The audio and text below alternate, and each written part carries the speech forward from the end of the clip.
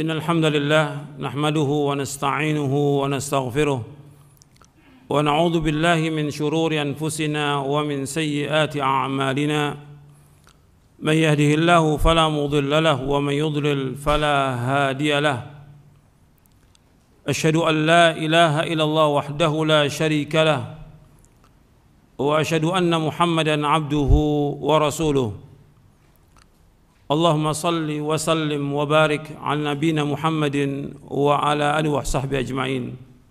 Ayolah ikhwah, a'azakumullah, kepada jamaah yang hadir yang mudah-mudahan dirahmati oleh Allah Ta'ala, dan kepada kaum muslimin yang mudah-mudahan dirahmati oleh Allah Ta'ala.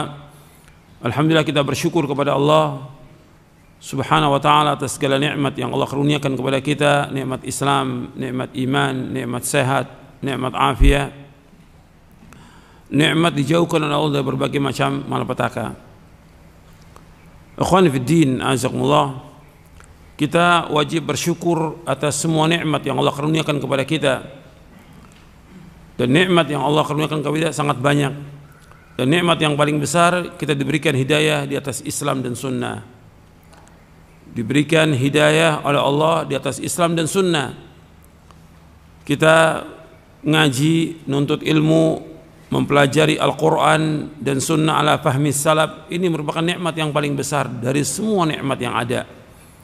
Makanya kita wajib mensyukurinya dan kita wajib untuk mengamalkannya. Ikhwan fiddin, azakumullah, kita bandingkan nikmat ini merupakan nikmat yang besar.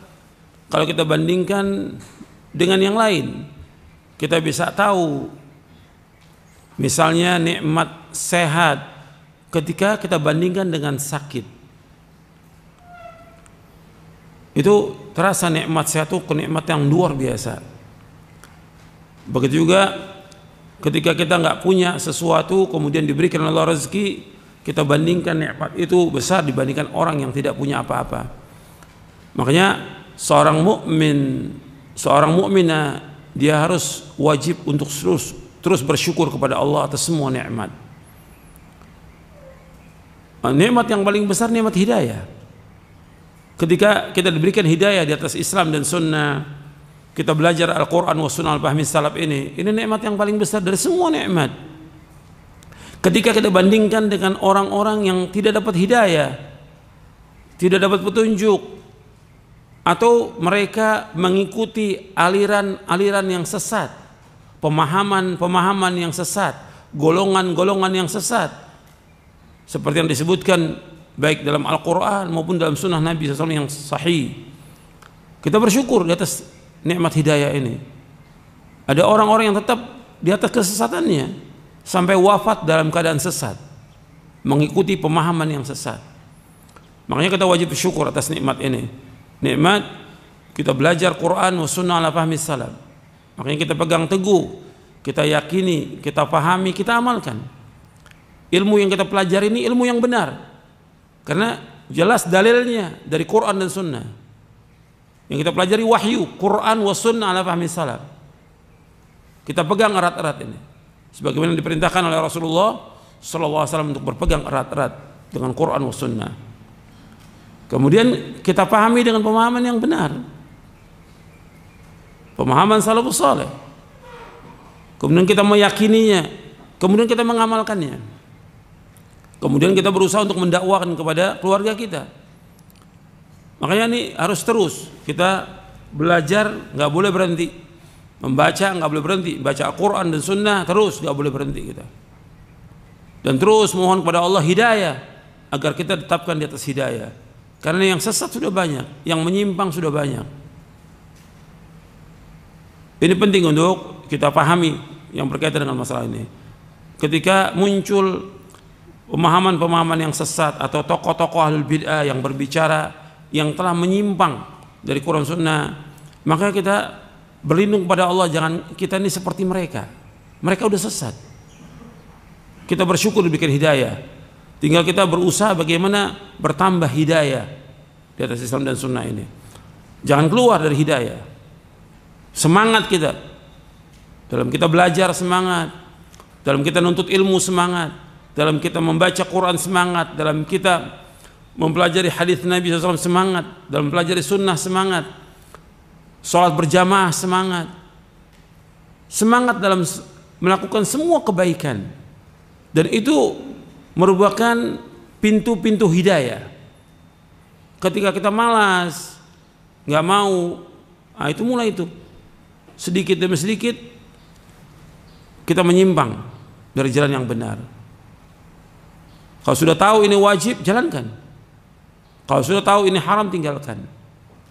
Kalau sudah tahu bahwa ini tauhid, kita laksanakan. Kalau tahu itu syirik, tinggalkan. Kalau sudah tahu ini sunnah, jalankan. Kalau tahu itu bid'ah, tinggalkan. Begitu Islam.